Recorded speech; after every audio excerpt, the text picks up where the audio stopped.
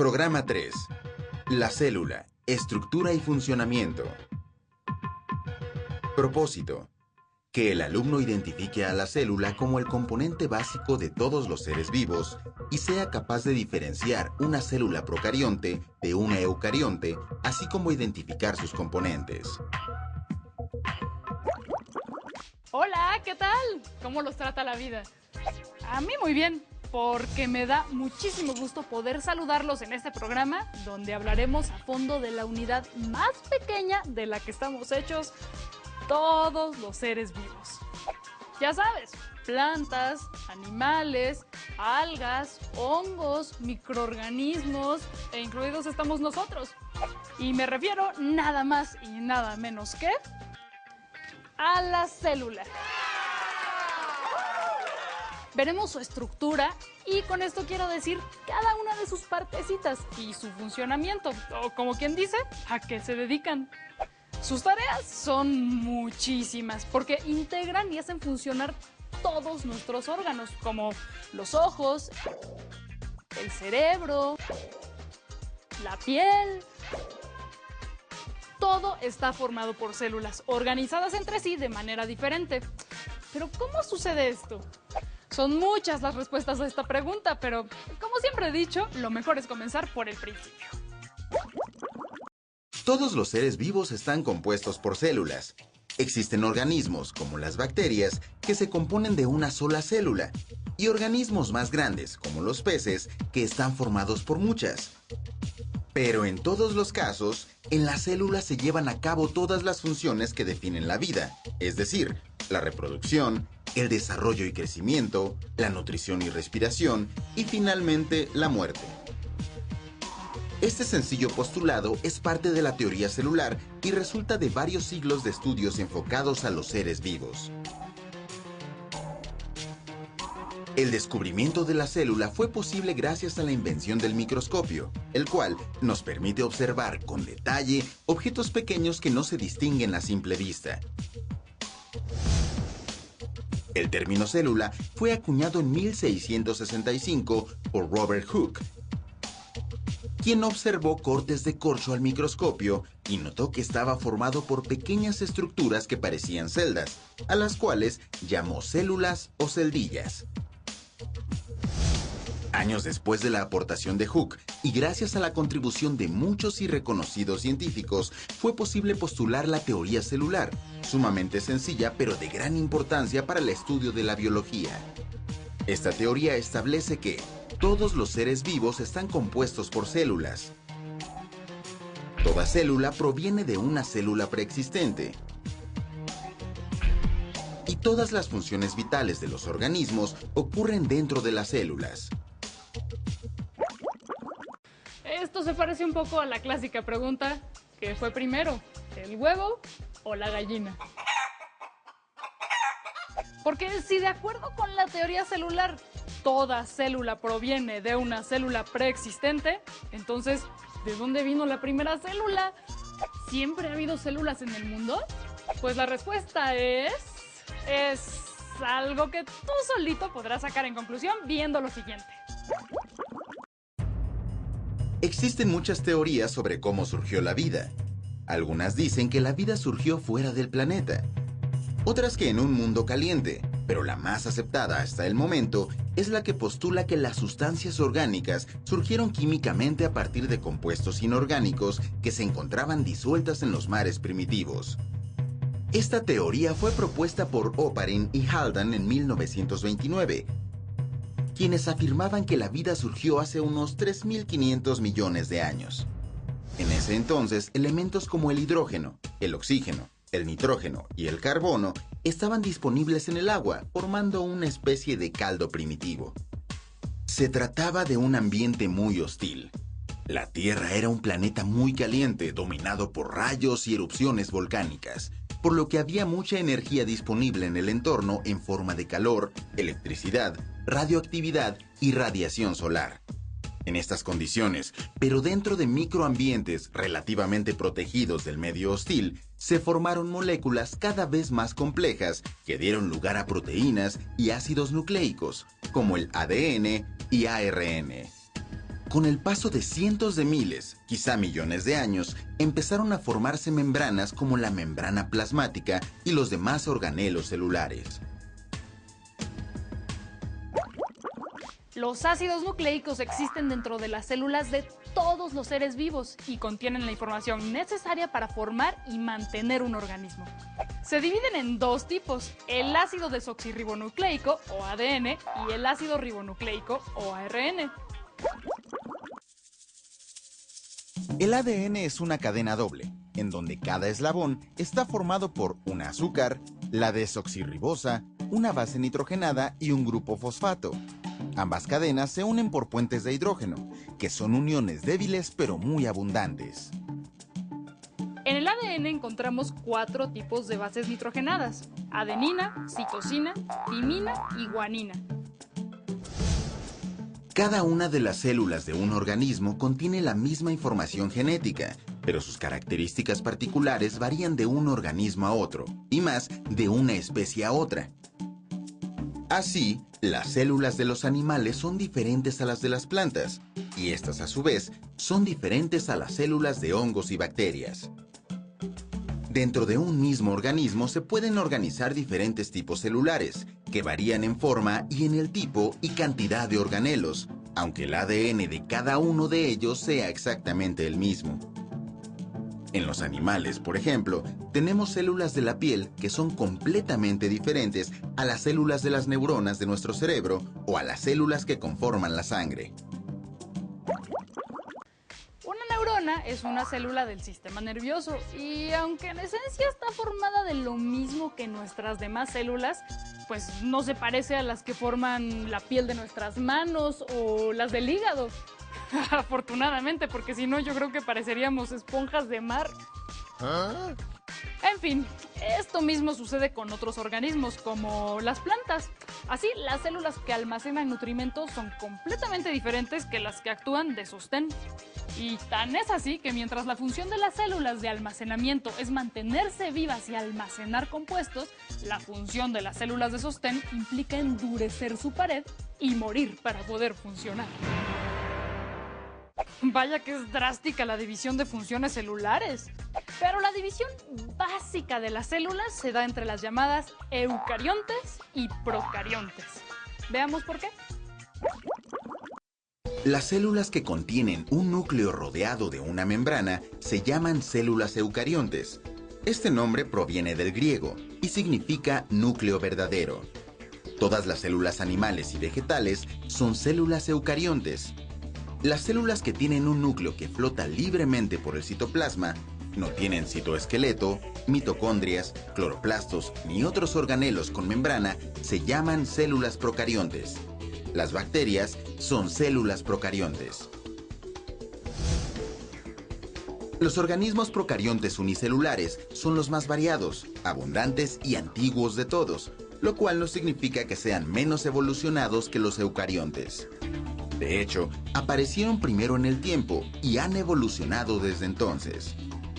Los organismos unicelulares tienen tiempos de vida muy cortos, lo que significa que tienen la posibilidad de evolucionar muy rápido. Por eso, para combatir las enfermedades causadas por este tipo de organismos, es necesario cambiar la naturaleza y la potencia de los medicamentos cada cierto tiempo, pues se presentan mutaciones en su material genético que los hacen inmunes a las fórmulas. Es importante tener en cuenta que no todos los organismos unicelulares causan enfermedades. Piensa que los procariontes habitan la Tierra desde antes de que existieran los seres humanos, así que su presencia en nuestro organismo es natural, tanto que muchos de ellos incluso ayudan al correcto funcionamiento del cuerpo. Es más, de seguro tú los has comido alguna vez. ¿No me crees? Oh, no. Tan solo piensa en los lactobacilos que anuncian en muchos productos lácteos.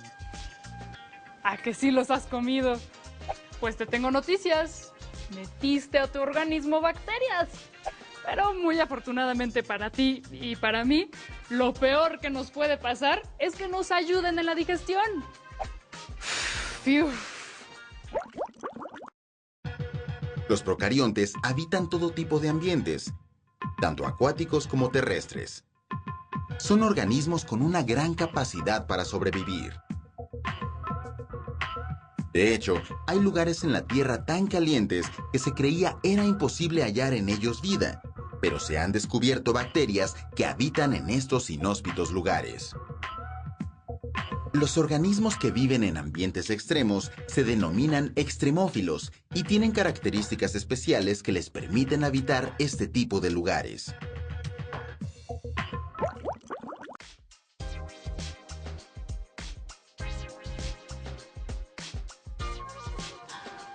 ¿Viste lo que vi? ¿A poco no traemos la idea de que los procariontes son organismos más simples, menos complejos? Pero la realidad es que este tipo de células han sobrevivido en la Tierra durante miles de millones de años y han logrado colonizar ambientes a los que ningún eucarionte ha llegado. La verdad, también las células eucariontes tienen su encanto. Los organismos eucariontes son muy variados y pueden ser tanto unicelulares como formar seres pluricelulares. Entre los organismos pluricelulares se encuentran los animales, las plantas y los hongos. Y entre los unicelulares están los protozoarios y las algas.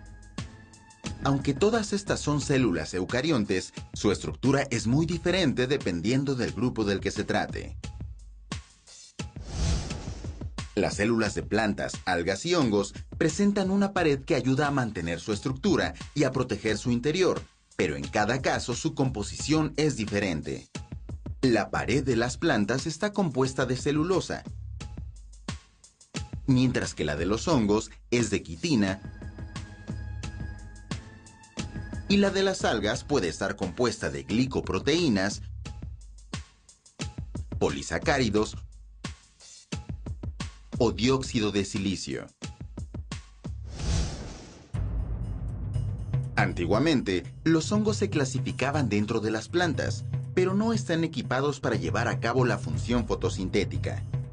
Además, sus células difieren tanto de las de las plantas que, incluso teniendo pared celular, se parecen más a las de los animales. El caso de las algas es aún más complicado. Evidentemente no son plantas, por lo que están clasificadas en un grupo que no es monofilético.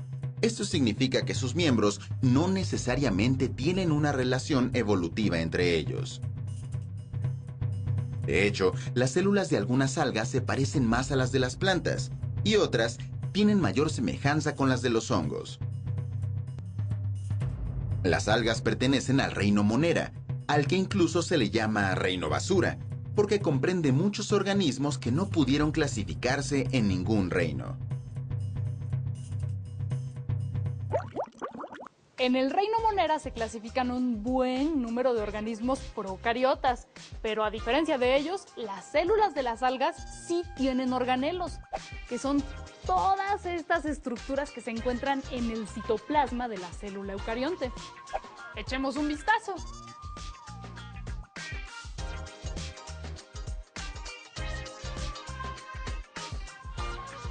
¿Qué te pareció? ¿Viste bien los organelos? Todos hacen cosas muy diversas, pero su objetivo fundamental es que la célula pueda llevar a cabo todas sus funciones. Son algo así como los órganos de tu cuerpo, que te permiten digerir la comida y expulsar los desechos para obtener energía. Aunque las funciones de los organelos celulares son más diversas y muchísimo más complejas. Veamos por qué. El retículo endoplásmico es un organelo celular que consiste en un sistema de membranas que rodean un espacio llamado lumen y lo separan del medio externo denominado citosol. Este organelo está dividido en dos compartimentos, el retículo endoplásmico rugoso y el retículo endoplásmico liso. El retículo endoplásmico rugoso tiene ribosomas asociados a la membrana. Se compone de una serie de sacos aplanados que se continúan con la membrana del núcleo de la célula, la cual también tiene ribosomas mirando hacia el citosol. Estos sacos aplanados se denominan cisternas. Las células que secretan grandes cantidades de proteínas, como las de las glándulas salivales, tienen una mayor cantidad de retículo endoplásmico rugoso. Por su parte, el retículo endoplásmico liso se compone de una serie de elementos membranosos tubulares que forman un sistema de pipas que se curvan a través del citoplasma. Dependiendo de la función de la célula, varía la cantidad de retículo endoplásmico liso y rugoso que contiene. Las funciones que cumplen ambas clases de retículos son diferentes. En las células endócrinas, el retículo endoplásmico liso se encarga de sintetizar hormonas esteroideas. En las células del hígado, el retículo endoplásmico liso se encarga de la desintoxicación de compuestos orgánicos. Uno de ellos es el etanol, comúnmente conocido como alcohol. Por eso, el abuso del alcohol puede inducir la proliferación del retículo endoplásmico liso en las células del hígado. Otra de las funciones del retículo endoplásmico liso es secuestrar iones de calcio en las células del músculo cardíaco. La liberación regulada de estos iones genera la contracción. Por otra parte, las funciones del retículo endoplásmico rugoso son muy diferentes a las del liso, pero también tienen vital importancia para la célula. Entre estas funciones destaca la síntesis de proteínas en los ribosomas, ya que se encuentran unidos al retículo endoplásmico rugoso. Así, todas las proteínas necesarias para el buen funcionamiento de la célula se sintetizan en él y después son llevadas a los sitios donde se necesitan. Además, en el retículo endoplásmico rugoso se sintetizan también muchos de los lípidos de membrana y las proteínas necesarias para separar a la célula del medio externo.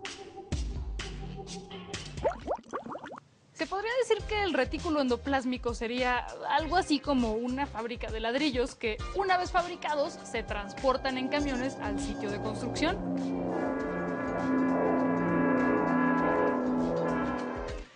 En la célula, el equivalente de los camiones son las vesículas, que no son otra cosa más que burbujas conteniendo algún material en su interior. ¿Hacia dónde van esas vesículas? El primer lugar a donde llegan las vesículas es el aparato de Golgi, en donde las proteínas sintetizadas en el retículo endoplásmico se modifican para poder cumplir completamente las funciones para las que fueron creadas. Una vez modificadas, las proteínas son llevadas por las vesículas a los sitios donde van a entrar en acción.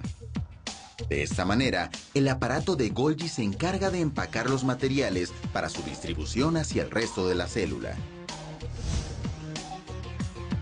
El aparato de Golgi consiste en una serie de cisternas aplanadas asociadas a túbulos y vesículas.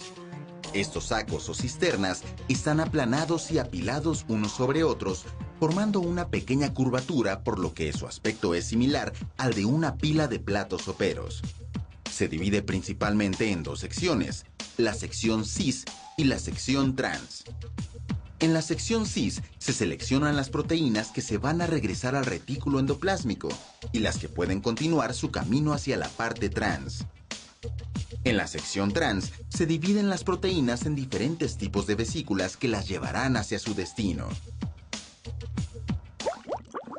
La naturaleza es sabia, de eso no cabe duda, pero se vale equivocarse.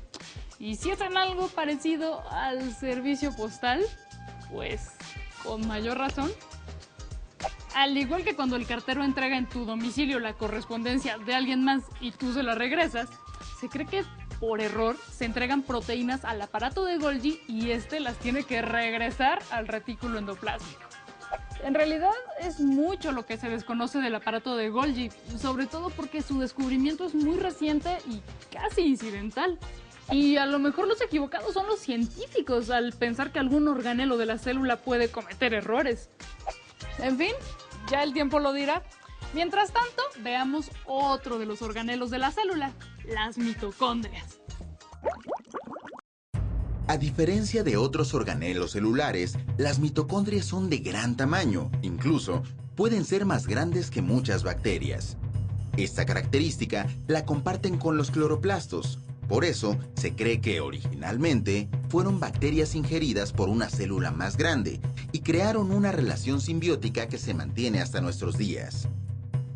Una de las evidencias que apoyan esta teoría es que tanto las mitocondrias como los cloroplastos tienen su propio ADN.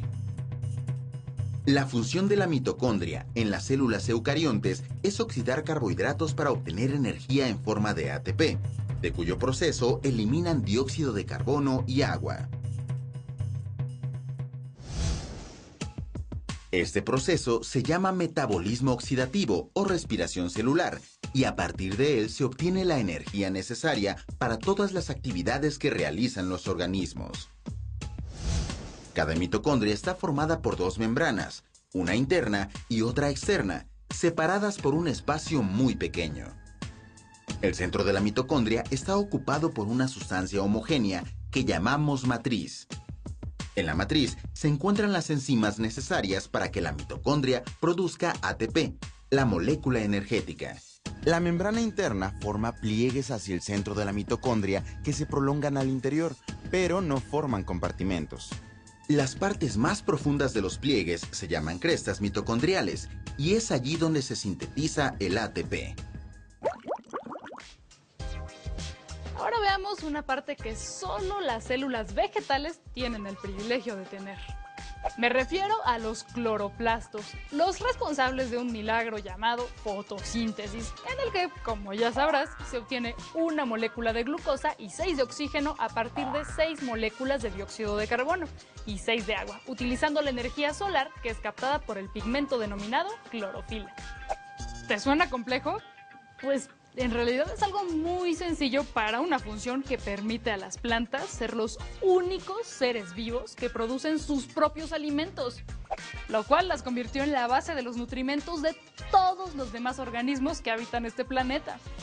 También gracias a la fotosíntesis, la atmósfera se llenó de oxígeno libre y fue posible la colonización del medio terrestre por parte de las plantas. ¡Ay, no más! Así de importantes son los cloroplastos. La estructura de los cloroplastos es similar a las de las mitocondrias. Tienen una doble membrana que envuelve al espacio central o estroma, pero a diferencia de las mitocondrias, contienen tilacoides. Los tilacoides están formados por una membrana que envuelve al pigmento verde llamado clorofila. Se encuentran apilados uno sobre otro formando pequeñas torres denominadas grana, cuyo aspecto es similar al de monedas apiladas. En las células vegetales, la digestión de compuestos se lleva a cabo en las vacuolas, mismas que almacenan temporalmente una gran variedad de compuestos, entre los que se encuentran las armas químicas que las plantas utilizan para defenderse. Las vacuolas pueden ser de gran tamaño. A veces ocupan más de 3/4 partes del volumen total de la célula. En la célula animal existen también organelos digestivos. Estos son los lisosomas, que se encargan de degradar sustancias innecesarias, degenerando incluso organelos completos para que sean reemplazados. Su aspecto es básicamente el de vesículas, con la particularidad de que los lisosomas contienen enzimas digestivas. Por lo general, estos organelos son muy abundantes en las células que intervienen en la defensa de los organismos. Si Oparin y Haldane tienen razón, han pasado ya cerca de 3.500 millones de años desde que surgió la vida. Y aunque podríamos decir que hoy en día sabemos bastante de las partes y funciones de la célula, todavía falta mucho por descubrir. Pero que el tiempo está a nuestro favor. Podemos tardarnos otros 3.500 millones de años en llegar a saber todo sobre este laboratorio de la vida que es la célula. Total, no tenemos prisa. Al menos yo no. ¿Y tú? Bueno, nos vemos luego. ¡Hasta pronto!